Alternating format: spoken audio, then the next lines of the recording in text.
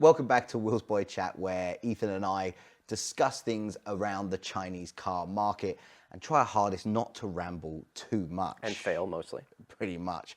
Today's topic is pet peeves on Chinese cars. Might ruffle your feathers or turn you into a blind rage. This is correct. Mostly a blind rage for me with a lot of these. Obviously, we've driven dozens of different Chinese cars from different Chinese brands.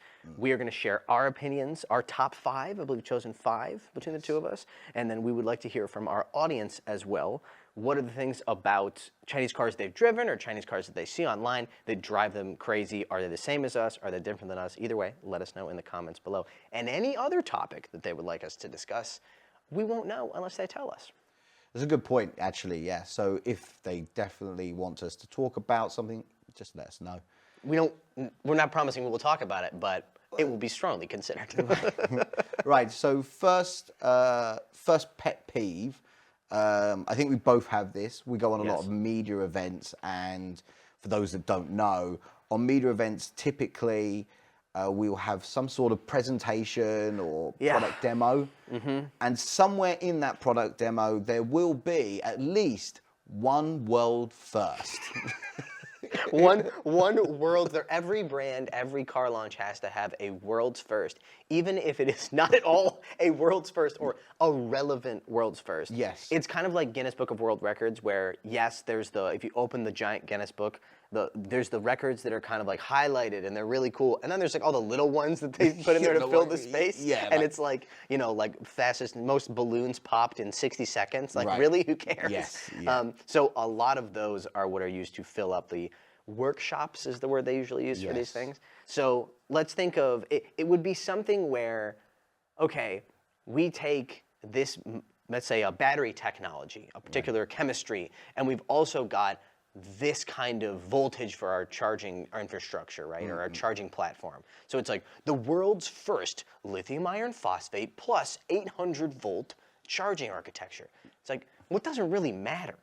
Right. It's not particularly interesting. Yes, yeah. Or the one that you have to be careful of is when car companies will change an acronym of something. And I've caught this with a car company where they claimed it was a world first, but when you ask them, isn't it the same as insert another company's name's acronym, they're like, well, yes. C2B versus CTB versus CTC, right? Right, yes. So they're like, okay, so we're using cell-to-body technology. And it's like, isn't Tesla been using cell-to-chassis technology? Right, The whole, since the 2022 or something like that? Right, yes. And they're like, yeah, but this is cell-to-body. And you're like, well, what's the difference? And they go, we do this one. This is the one we do, and that's the one they do, and that's why it's different. And you have to be like, okay, great. So I'm not going to share that in the video because it doesn't matter. Yes. Sometimes as well, they get so just granular, right? Granular. Like we always joke, it's the world's first blue car built on a Tuesday, right? With voice-activated air ride suspension or something like that. Yes. So, but obviously the reason why they do it is to try to hype their technology or their car. Yeah, welcome to modern society, where literally everything is built on hype. Yes. It's like whole brands that we test, and that get driven in other car markets as well, are built entirely on hype. Yeah. So if you don't have something solid to hype, you either make something up by combining a bunch of things, or you make something up entirely that you can't actually do, which plenty of brands will do that as well. And maybe we'll get into some of that a little bit later, actually. Yeah. I think if you have any more points on that, or you want to move on to our second one? I think I'm done. I think people get the idea. World's firsts, I mean, they're cool if it's useful and real. Right. Unfortunately, car companies have a way a lot of times of bending or stretching the truth as to what a world first is, when you don't think there should be any other definition other than being the first in the world to do that thing. I mean, stretching in the, so imagine taking a rubber band in your hand, like a small one for holding a piece of paper, and then just wrenching it with your arms like this. That's the stretching that they do. Yeah. I've got my list here. This is our two styles. You got your laptop there, and I've written them down in my chicken scratch handwriting. Number 2. So it does connect to this one. So we often complain, or I think this is something that's happened a lot in the last 2 years especially, which is these companies, they throw a ton of hardware at a new car, but they don't have the software to actually take advantage of all the hardware on the car. But it doesn't stop them from reminding you how much hardware they have. So I'll break that into two parts, right? You've got, most of this is like driving things. So they'll say like, okay, we've got dual chamber air suspension and whatnot. And you drive the car and you go, this doesn't feel like a dual chamber air suspension car. Right. I mean, it comes down to air suspension is not like a magic bullet. No, no, Right? it's not. It's not just because it has air suspension, thus it is comfortable. Right? But that's how a lot of it is kind of being. We've got air suspension. Okay? So it's comfortable. Well, because it depends how you've tuned it, right? Because there are, you know, and being comfortable is not necessarily just being soft either, right? You're talking about how something is dampened, how it rides, how it goes over the surface, as not just the crashes and thumps and how they transfer it into the cabin. That's only one element of it. And sometimes you find the air suspension just basically leaves you with a wallowing pig, which makes passengers feel ill because it's just not. It's soft. It's like but to its detriment. And you could make a wallowing pig without air suspension. You can do. I know because many brands have done it, and I've driven their cars. I think that's one example. But the real, I think, culprit, or the real bad habit they have is when it comes to driver assistance systems. Now, because we're now in the true age of LiDAR, this is not as much of a criticism. Right. But a lot of brands over the past 3 years have been doing this thing where they will say, okay, our car's got 28 cameras, it's got 15 LiDAR units, you know, we've got 865 TOPS computing power. And you go like, okay, what's the LiDAR unit doing? And they're like, well, it's going to. And you go, wait a minute, hold on. Yeah. The tenses have changed.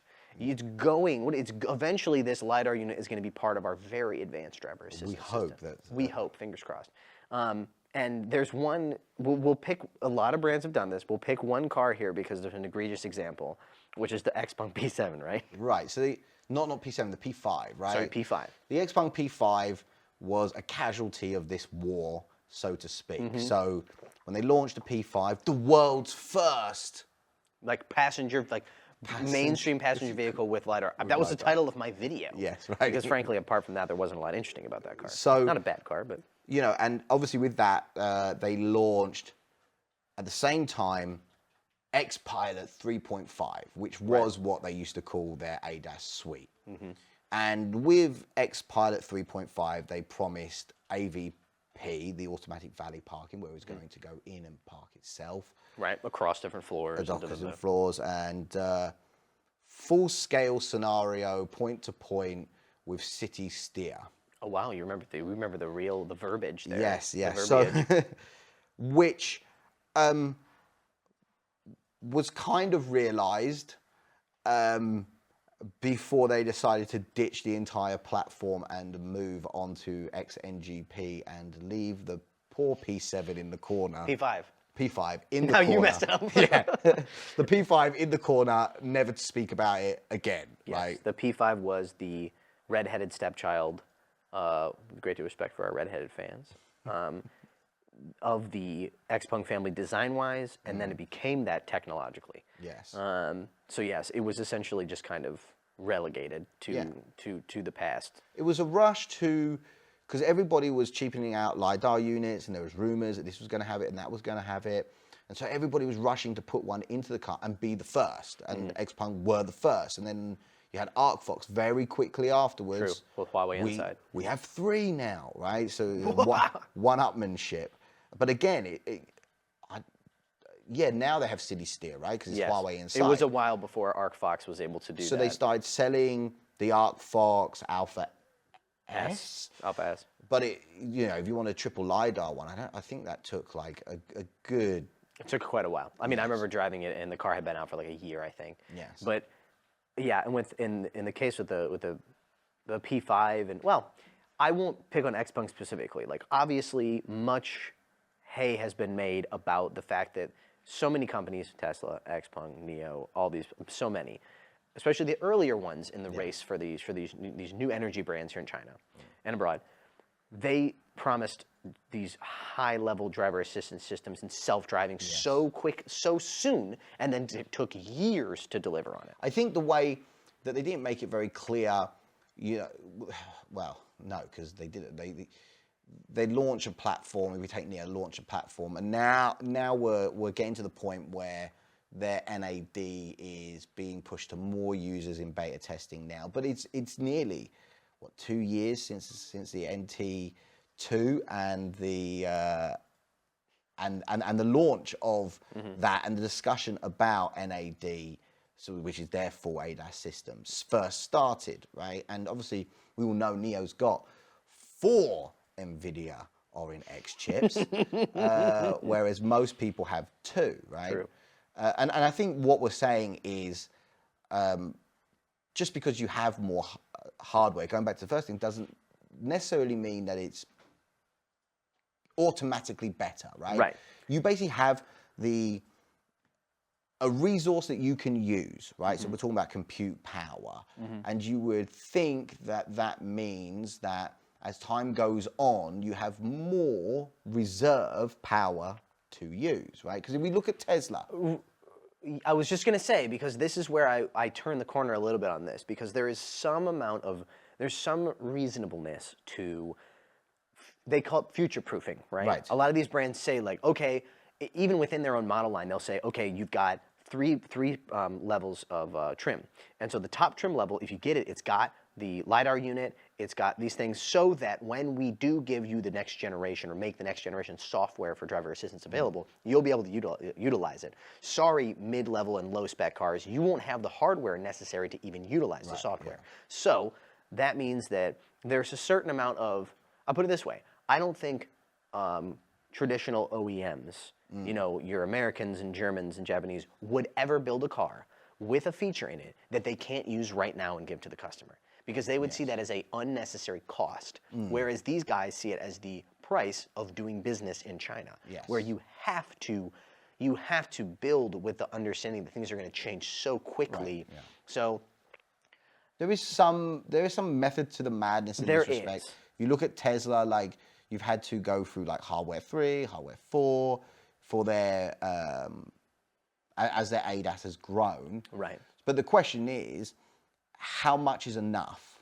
Yes. And until somebody gets and has, let's say, quote unquote, solved full scale ADAS, we don't know.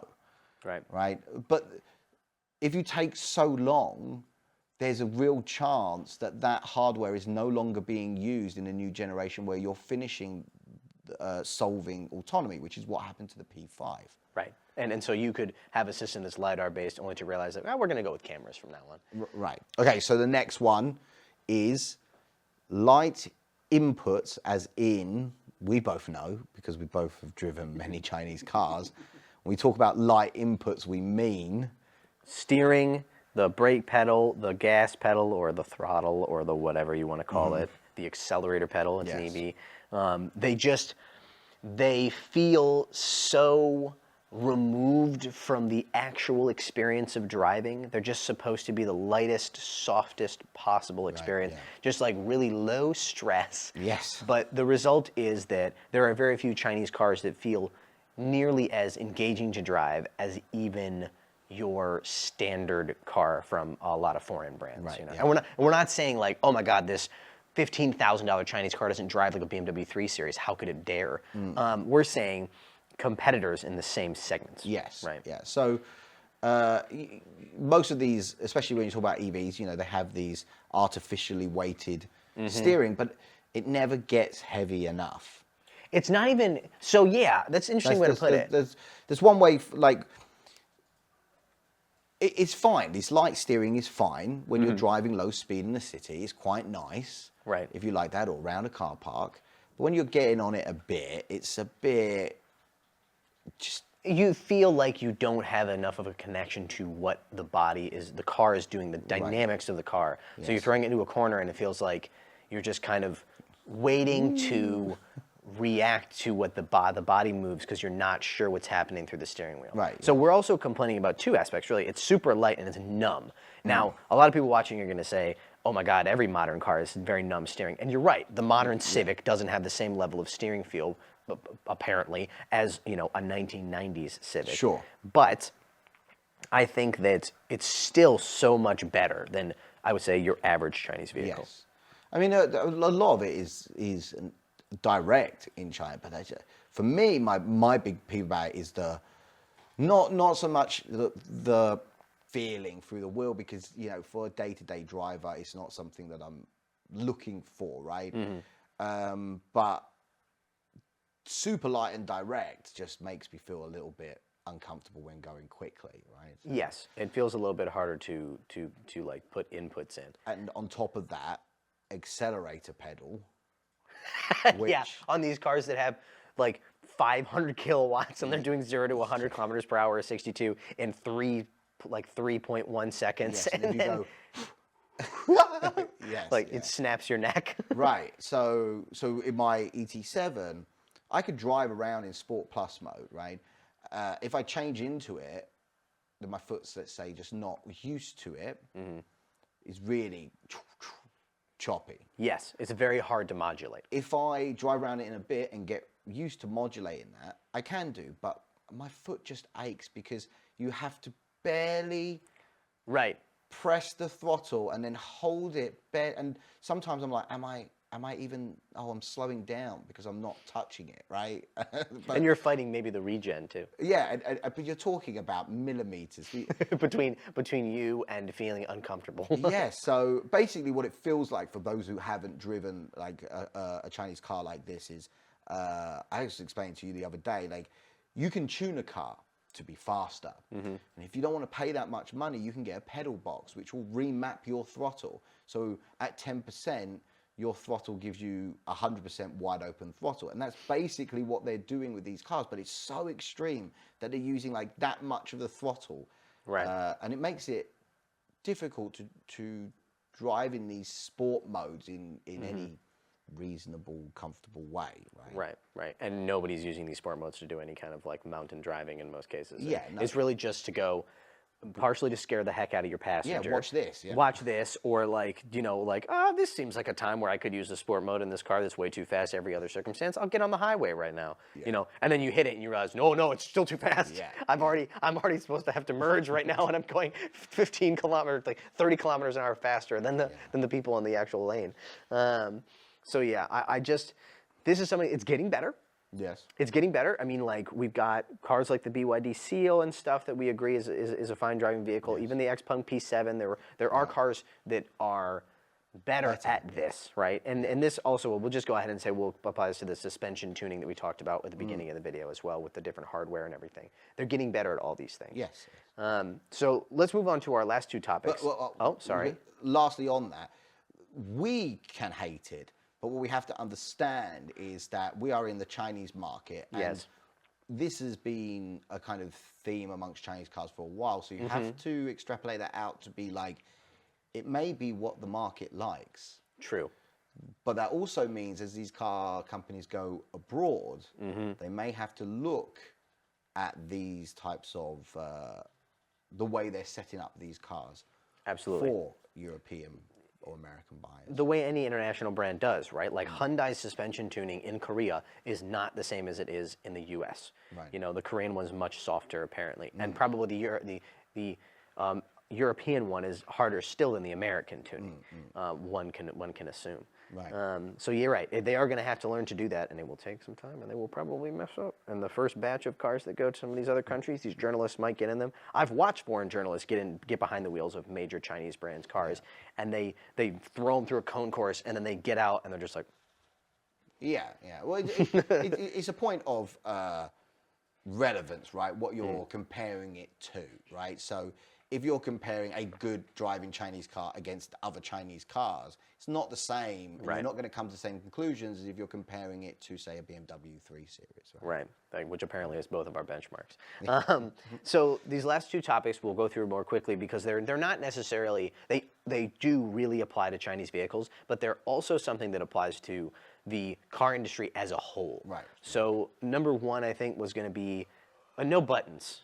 Yeah, no button in the interiors, yes. I mean, it's something, obviously, as screens get bigger and designs get lazier. Yeah, and costs get cut more and more because no one out there should be fooled.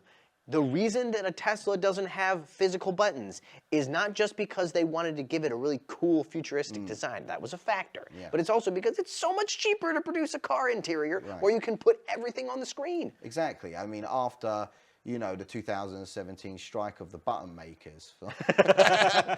No, so yeah. The button union. Yeah. No, but it definitely is a factor. And also, you don't have to think about design so carefully when you haven't got to fit in 20,000 buttons. Yes. Because especially as you're getting into these more smart cars, have a lot more features. You can't have a button for everything on the dash. Can you imagine? I actually want someone to make a Photoshop where they try to take an Xpeng or a BYD or some of these cars that have a lot of smart features and try to make a button. Remove the screen. And find a way to put all the button for all the functions. It would be really, really funny. Yeah. Be like a jet fighter cockpit. You'd be surrounded by dials. And you would need that much training to use it. Yeah. Or though, actually, to be fair, it would be much like the current systems because you would have, say, 150 functions, and your average owner would use 15 of them. Yes. It would just be the 15 buttons they could use or the 15 things in the screen that they know how to go to. I'm not against, less buttons in the interior, but I think it's a cliche. We've all heard it from automotive journalists. Air conditioning controls. Yes. Volume knobs. Please. Door switches. And I'm saying that those are capacitive touch. I'm getting into a slightly different topic, which is capacitive touch versus a physical switch. But for me, a big one for me in recent years with Chinese EVs, because a lot of Chinese EVs are pretty broad, they're pretty wide. Yeah. Right? There's a lot that are getting to 2 meters or even more.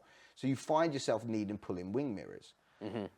And then you go to the switch gauge and there is no buttons there for the wing mirrors. Right, where the windows would be. So then you need to dive into, normally it's somewhere in the menu system. Of course. Right? So it's not a one click, it's a few. So now you're stopped because you've got to get through somewhere or someone's trying to get past and you're like, oh, no, Jesus, where is it? I forgot where it is, right? And obviously, again, not always logical menu systems. Yes. Right? And also, what will the manufacturer tell you if you complain to them about this? They'll just say, oh, well, you could just use the voice assistant. And it's like, nobody wants to talk to their car that much. Yes. No, that's not true. I know I find myself using voice commands for some things that I wouldn't have expected to use it for before, but when it comes to certain things, I definitely don't want to have to do that. And it's circumstantial, right? It's like we were discussing before, imagine being in a fight with your spouse, right? You're trying to find a parking lot. You're trying to find a parking space. You find one. You're trying to parallel park. You got to pull your mirrors in. You're arguing with them about oh, I don't want him to go to that school. That school's too expensive. We need what's best for our child. And you've got to stop looking at them to go car, pull in wing mirrors. I don't make enough money. Do you know what I mean? It's a very not ideal situation. Right. Yes. So. There's definitely a middle ground, right? And some do better than others. But the no button thing is just... I hate it. Every time I get into a car, it makes my heart sink. So this is another one. Our final topic is one that is near and dear to my heart, speaking of my heart. You sent me a video just the other day about this. I literally sent you a video from the parking lot, and those of you who follow us on Instagram, it was wheelsboy_auto on Instagram, will know that I made a video in our parking lot where essentially I just showed all the cars in the parking lot that I could see, and they were, grayscale, right? It's white. That's nice, because I would say monochrome. Monochrome, yeah. Gray, white, black, and if you were really squint, silver, maybe a pale champagne gold. And I hate it. I love colorful stuff. Again, as people will know if they watch the channel, they know I literally wear floral print shirts every video when I can. And if I can't, I'm wearing a colorful sweater or something. And so I just hate going around and seeing nothing but black and white cars. And even on launches, like you'd think that the car launches is where they bring out like the big gun colors. I still haven't had a Li Auto in that purple. If I were Li Auto, every car would be in that Rolls-Royce purple. Yeah. And the fact that they don't do that, I just hate. And I will admit that we have a unique perspective in that we are media. And if you give me a black car, do you know what a black car doesn't do well with? Filming. You can't see a lot of the lines. You can't see like the thumbnails. You have to go in Photoshop and change the color of the car in the thumbnail. Otherwise, it's going to be super boring. I'll one up you though. Is white cars on a sunny day. Ooh, where it's just completely blown out. Yeah. You're trying to film it, and it's like, right, we need to decide: are we not seeing the car, or are we not seeing you? Because only one of you, right? Like either you're going to be super dark, and we're going to see the car, or the other way around. Or like black interiors also to shoot, it can be quite difficult on a not bright day.